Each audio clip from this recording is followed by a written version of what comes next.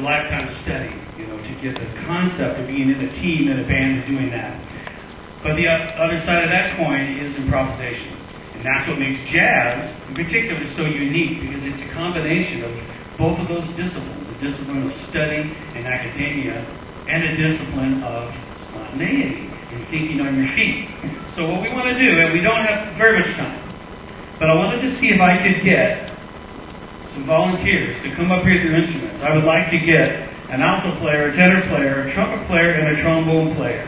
I need at least 4 people. And I want to see who's got the boldness to come up on this stage and play a little music. Which one of you guys is into that? We're talking about an alto player, a tenor player. Give them a round of applause. You're up there.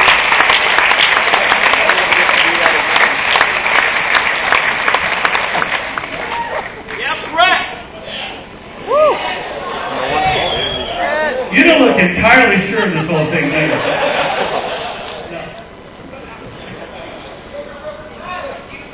Who else has their instruments with you there in the audience, right?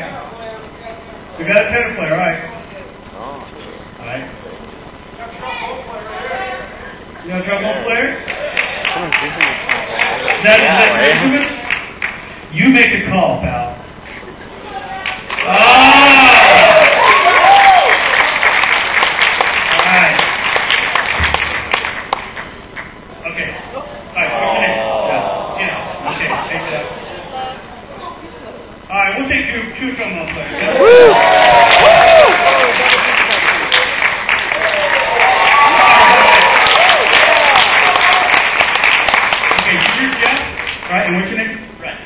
And you are?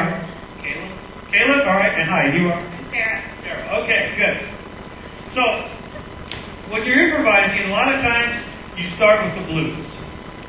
And, of course, the blues is the red meat of playing jazz. The problem with learning to improvise in the blues is that it's a damn blues scale, which is what you need to play the blues, right? There are licks that are idiomatic of the blues, and the blues doesn't sound right unless you play those licks. Now, of course, you know where the blues came from. It came from circumstances probably way different than most of us in this room today.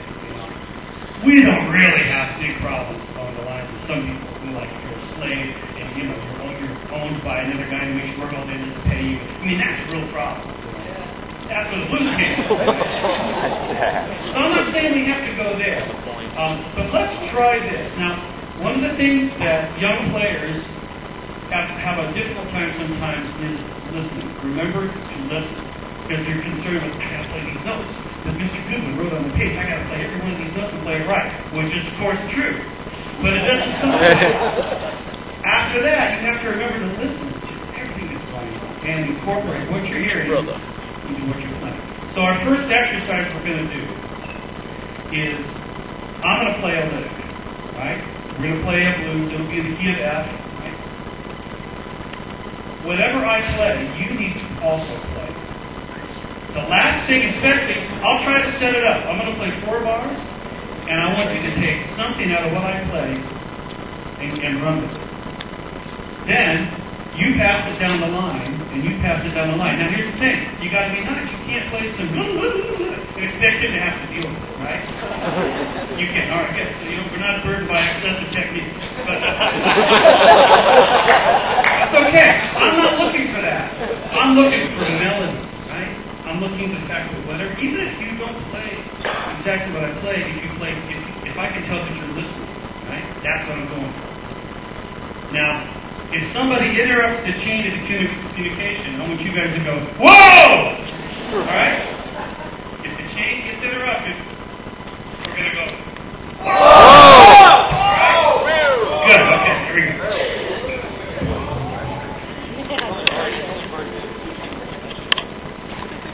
Here's the other thing.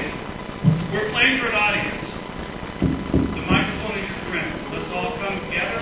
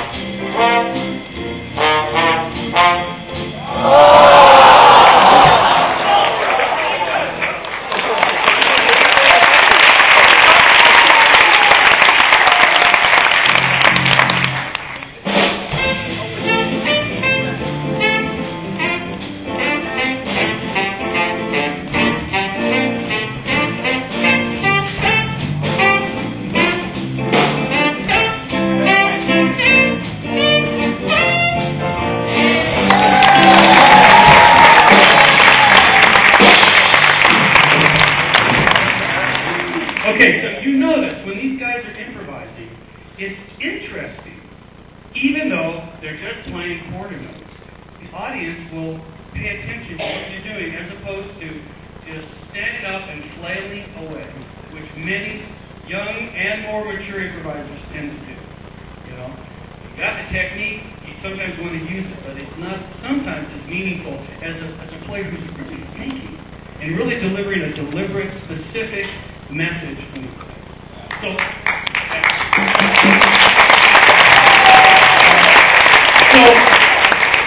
this is the whole quarter note thing was something that I learned from a teacher I had when I was in college. He was a saxophone player by the name of Warren Marsh, W-A-R-N-E, and he was a very cerebral player. He hated it when I would scoop notes and bend and play with a lot of emotion. Hated that. Now that was a stylistic preference of his, but he gave me a key to discovering my own thing in terms of playing melodies and not just regurgitating Charlie Parker licks or Michael Brecker licks. You can learn those licks, and that's great to learn that vocabulary. But improvising is more than just going up there and tossing off somebody else's stuff. It's taking and incorporating that language into what you do. So we have to clear the room or clear the stage to go into a rhythm section clinic. But please thank our wonderful volunteers.